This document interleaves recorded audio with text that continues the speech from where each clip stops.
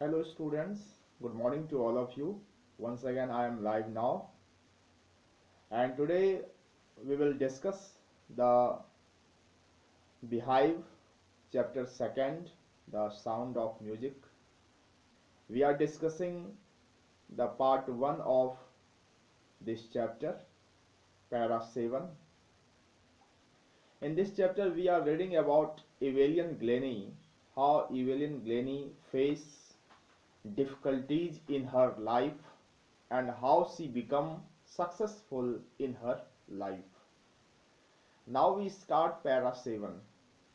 As for music, she explains it pours in through every part of my body. Here she is telling how music creates sensation in her body. It tingles in the skin, my cheekbones, and even in my hair. When she plays the xylophone, she can sense the sound passing up the stick into her fingertips. Here, Evelyn Glennie is telling when she listens sound, when she feels sound, it passes from stick into her fingertips. By leaning against the drum, she can feel the resonance flowing into her body. And when she leans against the drum, the sound of that drum, the vibration of that drum enter into her body. On a wooden platform, she removes her shoes so that the vibrations pass through her bare feet and up her leg. And she is telling about when she goes in any concert, she just remove her shoes because sound, the vibration of sound goes through her feet into her legs. Now para 8. Not surprisingly, it means it is not the matter of surprise. Evelyn delights her audiences. It means Evelyn always please her audiences.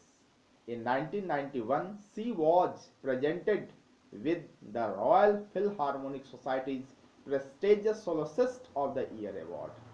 And due to her hard work, due to she became famous, she got award in 1991. Which kind of award? She got Royal Philharmonic Society's prestigious Soloist of the Year award.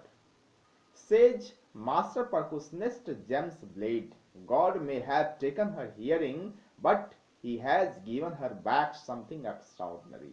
It means here again percussionist James Blade praising her performance, how she became successful. He is telling here God has taken her listening power, but he has given her extraordinary something. What extraordinary something? She can easily feel, she can easily sense the vibration of sound. What we hear, she feels far more deeply than any of us.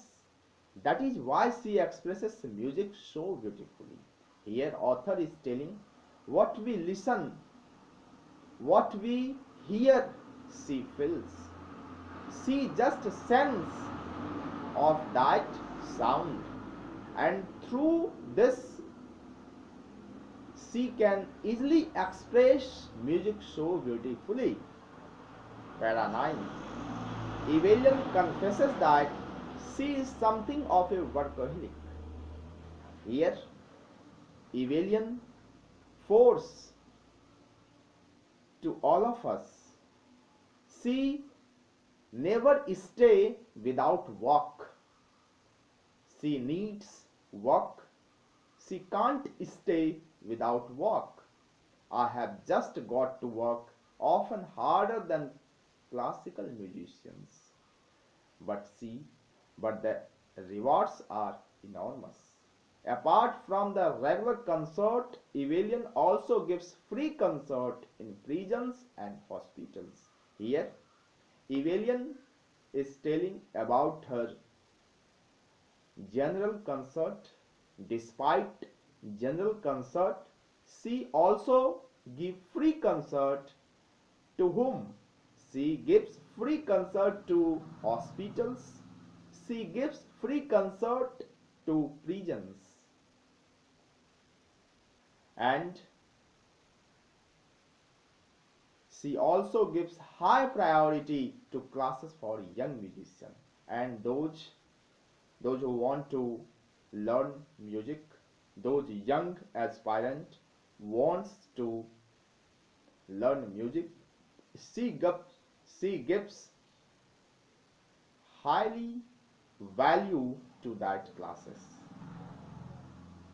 Anne Richlin of the Beethoven Fund for Deaf Children says she is signing inspiration for deaf children. They see that there is nowhere that they can't go. Here, Anne Richlin,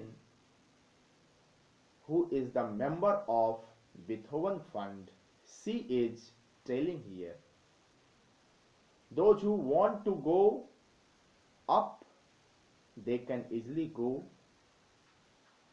She is telling here she should take inspiration from Evelyn Glennie, how she compromised in her life, how she faced difficulties in her life and make her life successful.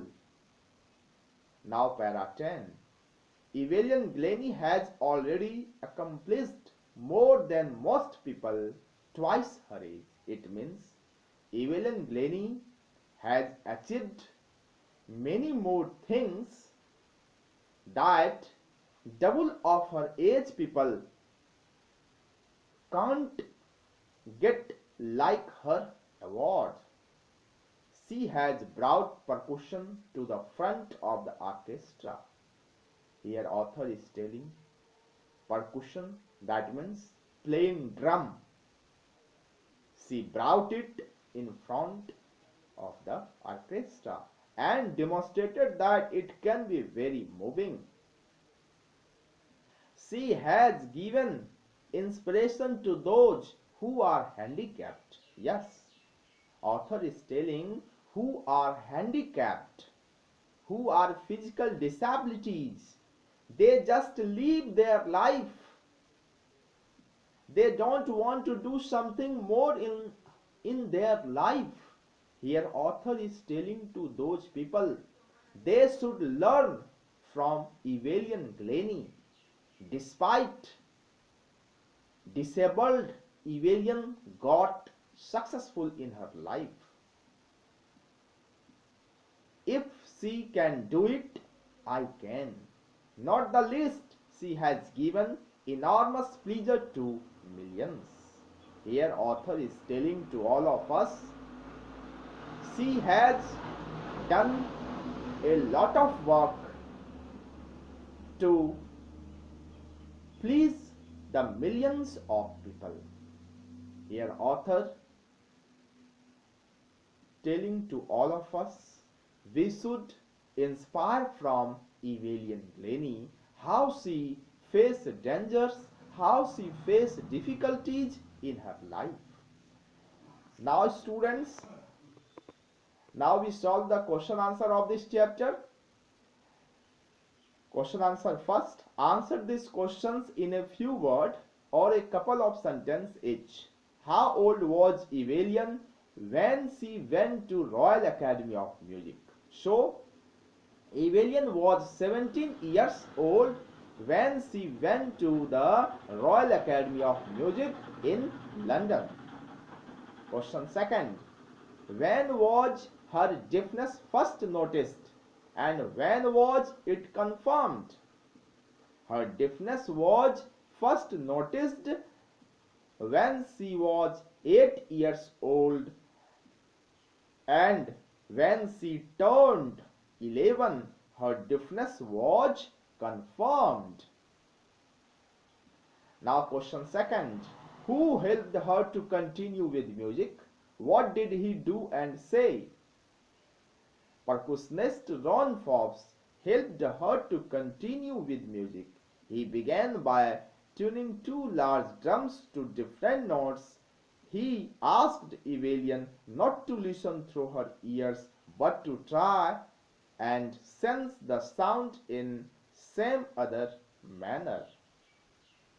Now, second, name the various places and causes for which Evelyn performs. Evelyn performs at music concert. Apart from the, she also performs at prisons and hospitals. Through music, she wants to spread the message of love and peace to prisons and sick people. Now, last question. How does Evelyn hear music? So, students, Evelyn heard music by sensing the notes in different part of her body. When Ron Forbes tuned two drums to different notes and asked her to sense the sound without using her ears, she realized that she could feel the higher drum from the west up and lower drum from the west down. So, students,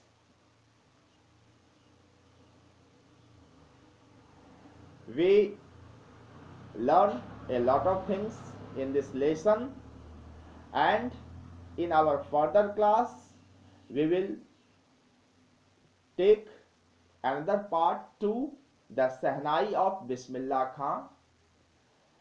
Bismillah Khan was very renowned person, very famous person. How he became famous? He became famous by playing Sehnai. So students, there are given some pictures. Do you know these people? What instrument do they play? You just identify which kind of instruments they are playing here. They are playing here flute, they are playing here Sehnai, they are playing here harmonium, they are playing here veena, they are playing here drum, they are playing here Sehnai. All different people plays different instrument here. Think of the Sehnai, and the first thing you will probably imagine in is a wedding or a similar occasion or function. The next would probably be Ustad Bismillah Khan, the Sehnai maestro, playing this instrument. So, all of you think about Sehnai. The first thing you will probably imagine is a wedding or similar occasion or function. Students, whenever you participate, you go in any wedding ceremony, you must visible from Sehnai instrument there. In this lesson we will read about this music instrument, how Sehnai became famous, how Bismillah Khan made famous this Sehnai instrument. So we start para first. Emperor Aurangzeb banned the playing of a musical instrument called pungi in the royal residence, for it had a shrill, unpleasant sound. So, students, pungi was the predecessor of Sehnai, and here Mughal Empire, Mughal King Aurangzeb banned the playing of musical instrument pongi. Banned, that means prohibited. He just prohibited to playing pongi. Why he prohibited to play pongi? Because it had a shrill, unpleasant sound. Shrill, unpleasant sound, that means a disliked sound. People don't like the sound of pongi. So, King Emperor Aurangzeb prohibited this pongi. Pongi became the generic name for reeded noisemakers. Here, students, pongi became the generic name, that means pongi became the famous name for reeded noisemaker. Reeded, that means is a kind of flute.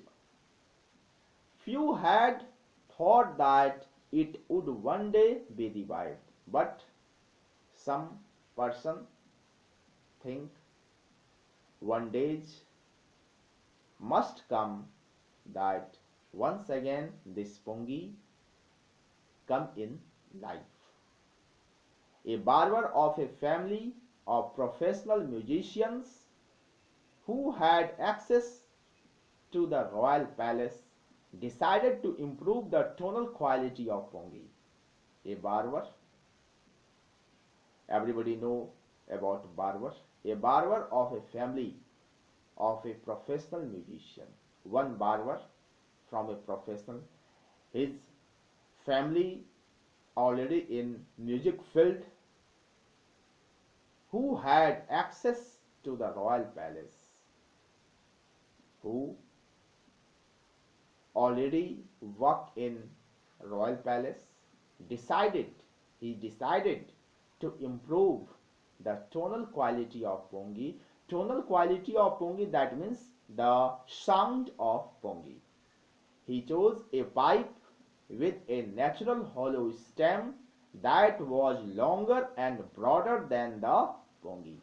He took a pipe. That pipe was a hollow from inside. Hollow, that means empty from inside, and it was longer and broader than the pongi. And this hollow pipe, this empty pipe was longer and broader than the pongi. And he made 7 holes on the body of the pipe. He just made 7 holes on that pipe. When he played on it, closing and opening some of these holes, soft and melodious sound were produced. And when that empty pipe, he blew air in that pipe, it produced soft and melodious sound. Very pleasant sound it was produced. He played the instrument before royalty and everyone was impressed.